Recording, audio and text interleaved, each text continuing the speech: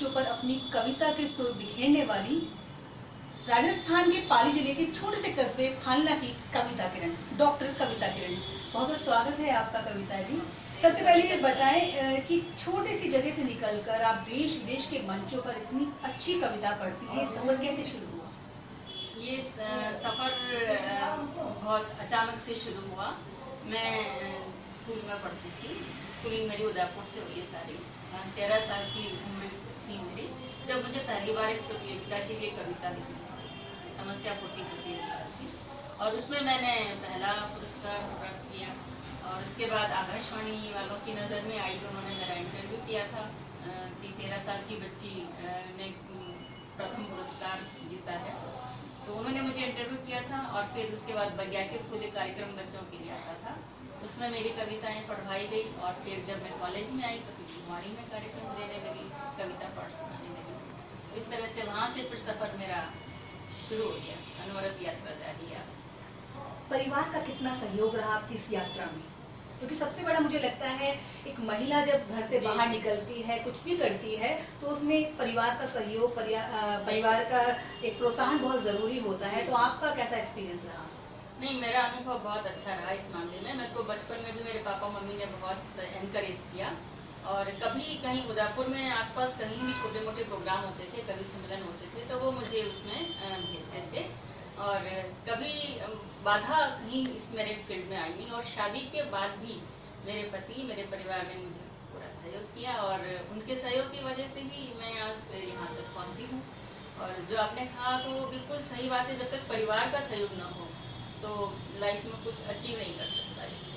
तो पूरा योगदान है मेरे परिवार का। चलिए, बातें चलती रहेंगी, लेकिन जो हमारे दर्शक हैं सबसे पहले आपसे कुछ सुनना चाहते हैं। आप इतने मंचों पे इतनी अच्छी कविता पढ़ती हैं, क्या सुनाना चाहेंगी इस समय आप मुझे? मैं सबसे पहले अपनी परिचय की 4 पंक्तियाँ पढ़ती हूँ कि कलम अपनी, ज़बां अपनी, कहन अपनी ही रखती हूँ, अंधेरों से नहीं डरती, किरण हूँ खुद चमकती हूँ, और ज़माना कागज़ी फूलों पे अपनी जान छिड़कता है, मगर मैं हूँ कि बस अपनी ही खुशबू से महकती हूँ, मगर मैं हूँ कि बस अपनी ही खुशबू से महकती हूँ। और आपने जहाँ तक महिलाओं की बात करी कि अपना मुकाम कैसे वो हासिल करती हैं, तो महिलाओं को तो हर कदम कदम पर विपरीत परिस्थितियों का सामना करना ही पड़ता है। जब वो घर की दहलीज लांघ करके बाहर अपना कोई मुकाम बनाने निकलती है तो कई तरह की स्थितियों का सामना करना पड़ता है। तब 4 पंक्तियाँ मैंने लिखी थी, सुनाना चाहती हूँ। आप कहें तो तरन्नुम में पढ़ दो? बिल्कुल, बहुत अच्छा रहेगा। ये सुनिएगा कि उसको हर बार अग्नि परीक्षा देनी पड़ेगी। तो कहती हूँ कि नहीं है पक्षधर कोई, मेरा एहसास है मुझको, खींची हर पग पे लक्ष्मण रेख का आभास है मुझको, मेरी किस्मत में लिखी है कई अग्नि परीक्षाएं, मैं सीता हूँ यहाँ हर युग में ही वनवास है मुझको, मैं सीता हूँ यहाँ हर युग में ही वनवास है मुझको। लेकिन इसके बावजूद हमारी आज की जो नारी है वो काफी सशक्त हो चुकी है, और बहुत सारे अभियान भी चलाए जा रहे हैं उसको सशक्तिकरण के लिए। तो 21वीं सदी की नारी जब दिखती है तो वो अब वो अबला नहीं रही, अब वो सबला हो गई है। तो वो क्या कहती है, 21वीं सदी की नारी क्या चाहती है समाज से, वो 4 पंक्तियां लिखिएगा। महिलाओं को पीछे छोड़ना आज की दौर में आसान नहीं है। उसने हर क्षेत्र में अपने आप को साबित किया है, अपने आप को प्रूव किया है, वो स्वयं सिद्धा बन चुकी है। तब 4 पंक्तियां पढ़ती हूँ। वो कहती है कि सहमी सहमी भोर नहीं हूँ, कोमल कच्ची डोर नहीं हूँ, सहमी सहमी भोर नहीं हूँ, कोमल कच्ची डोर नहीं हूँ, और कुछ जुमलों से डर जाऊंगी, इतनी भी कमजोर नहीं। और महिला चाहती क्या है समाज से, वो देखिएगा कि नए सांचे में ढलना चाहती हूँ, नियम सारे बदलना चाहती हूँ, नए सांचे में ढलना चाहती हूँ, नियम सारे बदलना चाहती हूँ, और इरादों की बुलंद चट्टान बनकर हवा का रुख बदलना चाहती हूँ। क्या बात है। जिस तरह आपने हवा का रुख बदला, किरण जी मैं पूछना चाहूंगी कि राजस्थान में अगर मैं नजर डालूं तो ऐसी मुझे बहुत कम कवित्री देखती हैं जो देश के बड़े मंचों पर अब कविता पाठ करती हैं। इसका क्या कारण मानती हैं? अभी इसका कारण तो कुछ तो कविता शेरो शायरी ईश्वर की देन होती है, माँ सरस्वती की देन होती है, तो ये सबके हिस्से में नहीं आती। तो शायद बहुत कम ऐसी लेखिकाएं हैं जिनके हिस्से में ये देन आई है, यहाँ बहुत कम ऐसी हैं जो लाइट में आ पाई हैं, जो सामने रोशनी में आ पाई हैं। और राजस्थान में हालांकि वो प्रथा तो अब नहीं रही कि महिलाओं को घर के अंदर बांध के रखा जाए, अब तो सभी सशक्त हो चुकी हैं, लेकिन कहीं ना कहीं भाग्य का भी साथ होता है। तो कहीं भाग्य ने हमारा साथ दिया और हमें कहीं पहुंचा दिया। चलिए, वैसे मुझे लगता नहीं इस तरह की बात करनी चाहिए, लेकिन मैं आपसे पूछना चाहती हूँ, बीइंग अ फीमेल कवित्री, आप देश विदेश के मंचों पर गई हैं, जी। कभी कहीं कमतरी का एहसास कभी हुआ कि एक महिला कवित्री, महिला है, कवित्री है, जी। इसलिए शायद वो मान सम्मान या वो नहीं मिलता जो पुरुषों को मिलता है? नहीं, ऐसा कहीं कोई अनुभव मुझे ऐसा नहीं मेरा रहा, बल्कि मेरा अनुभव तो ये है कि लोग आपका विशेष ख्याल रखते हैं। एक तो कवियत्रियाँ वैसे ही कम होती हैं, और उस पर भी मौलिक कवियत्रियाँ जो खुद का लेखन करती हैं, ऐसी कवियत्रियाँ तो उंगलियों की टिप्स पर आप गिन सकते हैं। तो मुझे तो सभी का सहयोग ही मिला, और कभी कोई ऐसा कटु अनुभव मेरा नहीं रहा। और मेरा ये मानना है कि अगर हम अच्छे हैं तो सभी अच्छे हैं।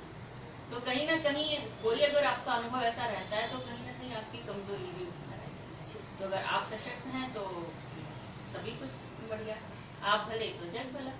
मैं दर्शकों को बता दूं कि कविता जी की 12 किताबें अभी तक प्रकाशित हो चुकी हैं, साथ ही उनकी सीडी भी आ चुकी है, फिल्मों में भी इन्होंने गाने लिखे हैं। मतलब ये बहुत सारी विधाएं, ये कविता लिखती हैं, गजल लिखती हैं, बाल कविताएं लिखती हैं, बहुत कुछ लिखती हैं। आप कुछ सुना दें थोड़ा सा।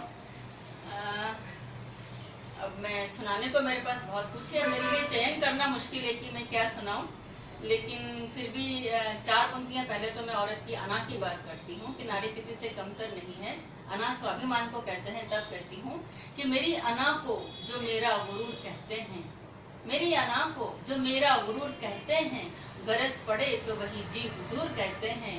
और कोई तो बात है मुझ में कि मेरे बारे में मेरे रकीब भी कुछ तो जरूर कहते हैं, मेरे रकीब भी कुछ तो जरूर कहते हैं।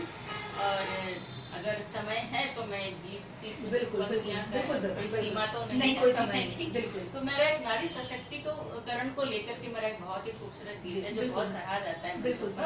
मैं वो सुनाना चाहूंगी कि नारी को वात्सल्य का रूप कहा गया है, वत्सला का रूप कहा गया है, लेकिन वही स्त्री जब समय पड़ता है तो वज्र का रूप भी धारण करती है।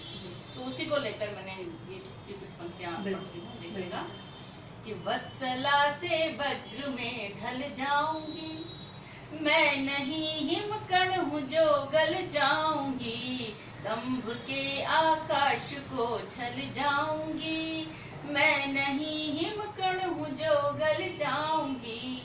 और बन पढ़ती हूँ, देखिएगा। एक जमाना था जब कवि को लिखना पड़ा था कि अबला नारी तेरी यही कहानी है, आंचल में है दूध आंखों में है पानी। लेकिन आज की नारी जब कहती है, कविता किरण जब कहती है, तो क्या कहती है सुनिएगा कि पतझड़ों की पीर की पाती सही, वेदना के वंश की थाती सही, कल मेरा स्वागत करेगा सूर्योदय, आज दीपक की बुझी बाती सही, फिर स्वयं के ताप से जल जाऊंगी, मैं नहीं हिमकण हूँ जो गल जाऊंगी, वत्सला से वज्र में ढल जाऊंगी। और गीत का बंद दिखेगा कि आत्मबल का मैं अखंडित जाप हूँ, प्रेरणा के गीत का आलाप हूँ। हमारे मेवाड़ में, हमारे राजस्थान में ऐसी महिलाएं हुई हैं जिन्होंने रणभूमि में अपने पति को प्रेरित करने के लिए अपना शीश काटकर थाल में तक दे दिया था। वो प्रेरणा का स्वरूप है, प्रेरणा का स्रोत है। तब कहती हूँ कि आत्मबल का मैं अखंडित जाप हूँ, प्रेरणा के गीत का आलाप हूँ, प्रेरणा के गीत का आलाप हूँ, अपने स्वाभिमान की हूँ सारथी, स्वयं सिद्धा अपना परिचय आप हूँ, पुरुष की प्रभुताओं को खल जाऊंगी, मैं नहीं हिमकण हूँ जो गल जाऊंगी। और गीत का आखिरी बंद प्रस्तुत करती हूँ। इसके 2-4 बंद और हैं, लेकिन आप समय की सीमा है आपके कार्यक्रम की। एक बंद, अंतिम बंद हाजिर करती हूँ। नारी क्या निर्णय लेती है अंत में सुनिएगा कि तज के अब नारित्व के संत्रास को, मैं रचूंगी एक नए इतिहास को, तज के अब नारित्व के संत्रास को, मैं रचूंगी एक नए इतिहास को। एक मंगल भोर का आह्वान कर, प्राण में भर लूंगी हर्षोल्लास को। और पंक्ति देखिएगा, ये भाल पर तम के किरण मल जाऊंगी। किरण मेरा उपनाम भी है, मेरा तखल्लुस भी है, उसका मैंने कैसे इस्तेमाल किया है कि भाल पर तम के किरण मल जाऊंगी, मैं नहीं हिमकण हूँ जो गल जाऊंगी, वत्सला से वज्र में ढल जाऊंगी, मैं नहीं हिमकण हूँ जो गल जाऊंगी। क्या बात है, बहुत ही अच्छा गीत। और एक नारी आज क्या सोचती है, क्या उसके एहसास है, उनको आपने बड़े सुंदर शब्दों में इस गीत में ढाला है। कविता जी, आपने राजस्थानी में बहुत कुछ लिखा है, गजल भी कही है, कविता भी कही है। मुझे छोटा सा, अगर आप कुछ छोटा सा सुनाना चाहेंगे। लिखी तो मैंने 5 किताबें हैं राजस्थानी में, लेकिन संयोग की बात है कि मुझे उनमें से याद अभी कुछ भी नहीं है। लेकिन आपने कहा है तो मैं अपनी भाषा, मातृभाषा में कुछ गुनगुनाऊंगी जरूर जी। तो जो मुझे याद आता है, मैं एक शेर और एक मतलब पढ़ देती हूँ, देखिएगा। कि मुस्काबा की ठाणी है, पणवाख्या में पानी है, मुस्काबा की ठाणी है, पणवाख्या में पानी है। तो शेर देखें, कि कैया काढूं आंसू बारे, कैया काढूं आंसू बारे, उनरी खास निशानी है, पणवाख्या में पानी है, मुस्काबा की ठाणी है, पणवाख्या में पानी है। क्या बात है, बहुत सुंदर, बहुत सुंदर।